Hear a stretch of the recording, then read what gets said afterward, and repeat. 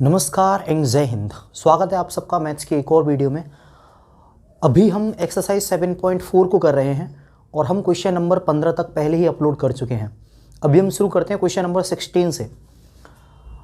तो question number 16 में कह रहा है वो हमसे 4x + 1 अपॉन रूट के अंदर 2x² प्लस का x माइनस का 3, इसका हमें करना है इंटीग्रेशन। ठीक, तो बेटा मैं यहाँ पर लगा दूंगा इंटीग्रेशन का सिंबल।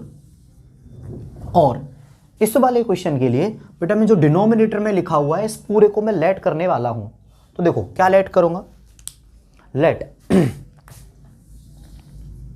यहां पर है क्या 2x² प्लस का x माइनस का 3, तो 2x² प्लस का x माइनस का 3, यानी जो रूट के अंदर है वो सारा कुछ हमने लेट कर लिया, इज इक्वल टू t।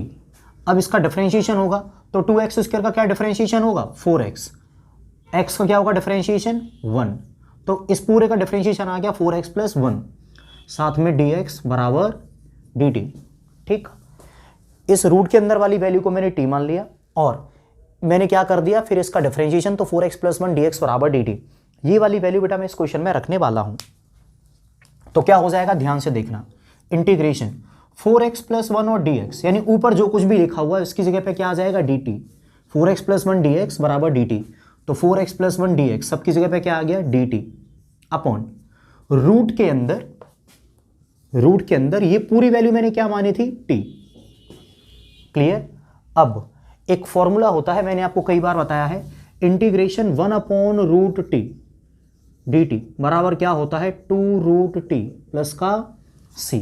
तो यहां पर भी क्या हो जाएगा इसका इंटीग्रेशन 2√t प्लस का c। अब t की वैल्यू डाल दो और आंसर आ जाएगा। तो 2 t की वैल्यू क्या है, ये जो लिखी हुई है 2x² प्लस का x माइनस का 3 प्लस का c, और यही हमारा इंटीग्रेशन का आंसर आ गया। आप एक सेकंड में इसका स्क्रीनशॉट ले लो। अब मैं इस क्वेश्चन को दोबारा एक बार एक्सप्लेन कर देता हूं कि कहां पर क्या हुआ है। हमसे उसने कहा था कि इंटीग्रेशन करिए 4x + 1 upon 2x² plus x minus 3 का। मैंने इसको माना t, तो जो ऊपर वाला 4x + 1 dx, इसका डिफरेंशिएशन क्या हुआ 4x + 1 dx बराबर dt। जब वैल्यू रखी तो ये ऊपर आ गया पूरे की जगह पे dt, नीचे वाले की जगह पे क्या आ गया t, तो dt अपॉन √t। इसका इंटीग्रेशन क्या होता है 2√t प्लस का c। t की वैल्यू डाल दी, आंसर खत्म। ठीक, अगर आपको थोड़ा बहुत कंफ्यूजन है कि 1/√t का इंटीग्रेशन कैसे हुआ, तो तुम इसको ऐसे भी कर सकते हो, इंटीग्रेशन 1/t की पावर 1/2 dt, फिर t की पावर 1/2 ऊपर चली जाएगी और क्या हो जाती है इंटीग्रेशन t की पावर माइनस का 1/2 dt, और फिर इसमें फॉर्मूला लग जाता है x की पावर n + 1/n+1 वाला। अगर आपको ये सब ड्रामा करना है तो कर लो, लेकिन इसकी कोई ज़रूरत नहीं है। मैंने आपको सीधा बताया 1/√t का क्या होता है 2√t + c। होपफुली ये क्वेश्चन समझ में आ गया होगा। हम क्वेश्चन नंबर 17 पर चलते हैं। क्वेश्चन नंबर 17, हमें इंटीग्रेशन करना है x + 2 अपॉन रूट के अंदर x² माइनस का 1। ठीक, तो मैं इसको हल्का सा स्प्लिट कर लेता हूँ। कैसे, x के अपॉन में अलग लिख लेता हूँ √x² माइनस 1, और प्लस के 2 के अपॉन में अलग से लिख ले रहा हूँ। ठीक, मैंने क्या करा, ये जो फंक्शन था तो x के अपॉन में पूरा रूट वैल्यू अपॉन वाली वैल्यू, और फिर प्लस के 2 के अपॉन में अपॉन वाली वैल्यू, मैंने दोनों को अलग अलग कर लिया। ऐसा करना नॉर्मल है, कोई बड़ी दिक्कत वाली बात नहीं है। अगर थोड़ा बहुत कन्फ्यूजन हो तो बेटा तो मैंने अगर एलसीएम लेके ऐड करोगे तो बिल्कुल यही आ जाएगा। ठीक, अब हम यहां से बढ़ते हैं आगे।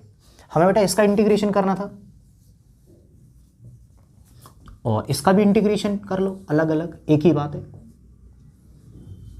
अब देखो यहां पर प्रॉब्लम हो जाएगी अगर मैं दोनों को एक साथ सॉल्व करूंगा। तो मैं एक काम करता हूं, इस पहले वाले पार्ट को मैं अलग से सॉल्व कर लेता हूं, दूसरे वाले पार्ट को मैं अलग से सॉल्व कर लेता हूं, और फिर दोनों की वैल्यू इसमें मैं रख देता हूं। क्लियर है।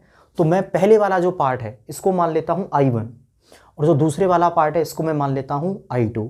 ठीक, तो मैंने यहां पर करा solve. I1 is equal to क्या है इंटीग्रेशन x अपॉन रूट के अंदर x² माइनस 1, ठीक, dx। मैं पहले वाले पार्ट को सॉल्व करता हूं, इधर देखते हैं क्या आता है। ठीक है, तो इसको सॉल्व करने के लिए मैं कुछ चीजें लेट करूंगा। क्या लेट करूंगा, देखो लेट x² माइनस 1 जो भी इसके अंदर लिखा हुआ है एक्स स्क्वायर माइनस 1 बराबर क्या मान लिया मैंने, टी। अपॉन में जो कुछ भी लिखा हुआ है पूरा मैंने टी मान लिया। अब इसका डिफरेंशिएशन करूंगा तो एक्स स्क्वायर का डिफरेंशिएशन आएगा 2x, साथ में dx बराबर dt। ये वाली वैल्यू बेटा जब मैं इसमें डालूंगा तो देखो क्या हो जाएगा, इंटीग्रेशन x dx, तो यहां से x dx, इसकी वैल्यू क्या मिलेगी, dt अपॉन 2, तो यहां पर आ जाएगा dt और अपॉन में 2 आएगा, उस वाले अपॉन के 2 को मैं बाहर लिख ले रहा हूं। तो x dx की जगह पे मैंने क्या लिख दिया, dt upon 2, dt upon 2 upon root के अंदर एक्स स्क्वायर माइनस 1 की वैल्यू क्या आएगी, t, तो रूट के अंदर t। ठीक, अभी 10 सेकेंड पहले ही फॉर्मूला लिखा था, दोबारा से लिख दे रहा हूं। Integration 1 upon root t d t क्या होता है, integration 1 upon root t d t बराबर आता है 2 रूट टी प्लस का c। ठीक, तो बेटा यहां पर इसकी वैल्यू आ जाएगी 1 upon 2 into 1 upon root t का क्या हो गया, 2 रूट टी प्लस का c, 2 से 2 कट गया तो आंसर आ गया रूट टी। टी की वैल्यू क्या है, एक्स स्क्वायर माइनस का 1, तो एक्स स्क्वायर माइनस का 1 प्लस का c, और ये किसकी वैल्यू है, I1 की। तो I1 की इंटीग्रेशन क्या आ गया, ये वाली वैल्यू। थोड़ा बहुत कंफ्यूजन रह गया हो तो मैं पूरा क्वेश्चन एक बार डिटेल में दोबारा से समझाऊंगा, टेंशन मत लो। अब ये हमने पहले वाले पार्ट का तो इंटीग्रेशन कर लिया, दूसरे वाले पार्ट बचा रह गया, तो मैं इसको भी सॉल्व करता हूं। देखो कैसे, इसको मैंने नाम दे दिया I2, दूसरे वाले पार्ट को मैंने क्या नाम दे दिया, I2। तो देखो I2 बराबर इंटीग्रेशन 2 अपॉन रूट के अंदर एक्स स्क्वायर माइनस का 1 dx। क्लियर, अगर आप चाहो तो इस 2 को बाहर लिख लो और यहां पर क्या आ जाएगा 1। बेटा ये वाला जो है डायरेक्ट फॉर्मूला बन रहा है 1 अपॉन रूट के अंदर x square minus A square का। तो वो फॉर्मूला क्या होता है, पहले वो मैं आपके लिए लिख देता हूं। Integration 1 upon root X square minus A square dx बराबर होता क्या है, लॉग मॉड x प्लस ये पूरा वाला वैल्यू, तो रूट के अंदर x square minus A square mod close plus का c, मतलब इसमें ये वाला फॉर्मूला लगेगा। तो देखो बेटा फॉर्मूला में अप्लाई कर देता हूं, क्या हो जाएगा, I2 बराबर 2, इसकी वैल्यू क्या हो जाएगी, इंटीग्रेशन, इस पूरे का इंटीग्रेशन क्या होगा, लॉग मॉड x प्लस, तो यहां पर भी क्या आएगा x प्लस, फिर ये पूरा रूट, ये वाला रूट आ जाता है ना, तो यहां पर भी ये वाला रूट आ जाएगा एक्स स्क्वायर माइनस का 1 मॉड क्लोज प्लस का c। ठीक, अब जो हमें आंसर निकालना था वो I1 की वैल्यू प्लस I2 की वैल्यू। ठीक, यानी ये जो हमारा पूरा मेन फंक्शन था ये I के बराबर था, एक इंटीग्रल फंक्शन है, और उसके बराबर I1 प्लस I2, मतलब इसका इंटीग्रेशन इन दोनों के इंटीग्रेशन के जोड़ के बराबर होगा। तो मैं यहां पर वही लिख दे रहा हूं, फाइनल में I बराबर क्या होगा, इस वाले का इंटीग्रेशन क्या था, रूट के अंदर एक्स स्क्वायर माइनस 1 प्लस का c,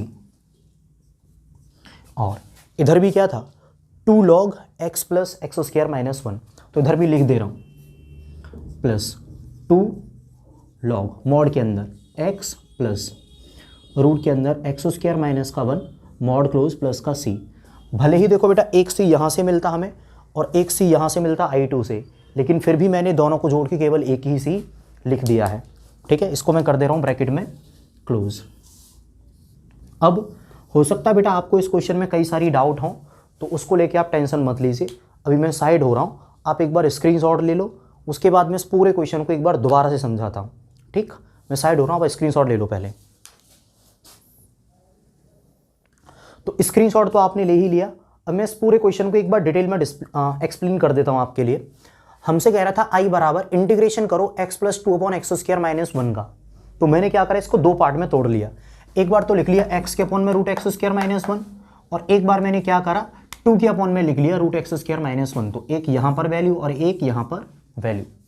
जो मेन फंक्शन था ये वाला, इसको मैंने नाम दे दिया I, और जो ये दो पार्ट हो गए इसके, इनको मैंने क्या नाम दे दिया, इस वाले पार्ट को मैंने कह दिया I1 और इस वाले पार्ट को मैंने क्या कह दिया I2। अब इस मेन फंक्शन का अगर तुम्हें आंसर निकालना है तो इसका आंसर क्या होगा, I1 की वैल्यू प्लस I2 की वैल्यू, यानी अगर तुम I1 की वैल्यू निकालो और I2 की वैल्यू निकालो और दोनों को जोड़ दो तो इस मेन फंक्शन का इंटीग्रेशन आ जाएगा। इतनी बात क्लियर। अब मैंने कहा कि मैं क्यों ना इस पहली वाली वैल्यू का इंटीग्रेशन निकालूं, तो इसके लिए मैंने लिखा I1 बराबर इंटीग्रेशन x अपॉन रूट के अंदर x स्क्वायर माइनस 1, ये वाला फंक्शन यहां पर लिख लिया।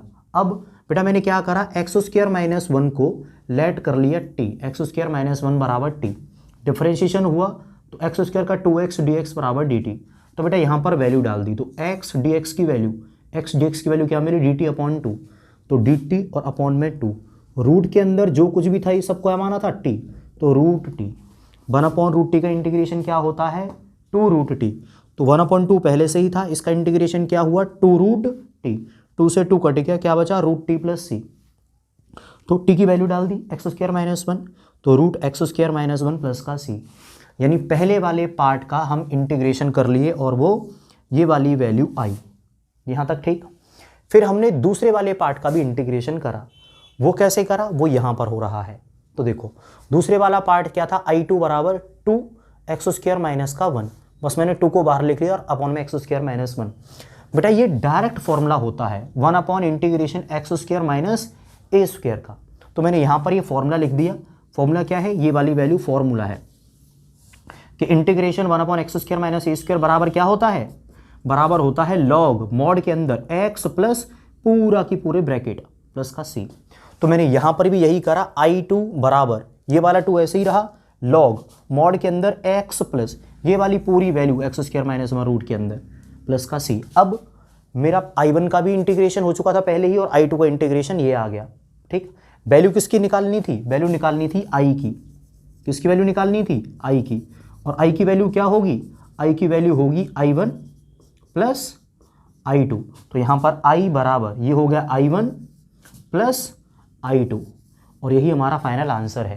बस मैंने क्या करा बेटा, इस C को 2 बार नहीं लिखा, एक C I1 में भी थी और एक C I2 में भी थी, C प्लस C यानी कांस्टेंट प्लस कांस्टेंट जोड़ के भी कांस्टेंट ही आएगा, तो केवल एक ही बार C लिखा है। होपफुली समझ में आ गया होगा। बेटा नहीं आया तो तुम चाहो तो एक बार दोबारा रिपीट करके देख सकते हो, तब समझ में आ जाएगा। मैं चलता हूँ बेटा क्वेश्चन नंबर 18 पर।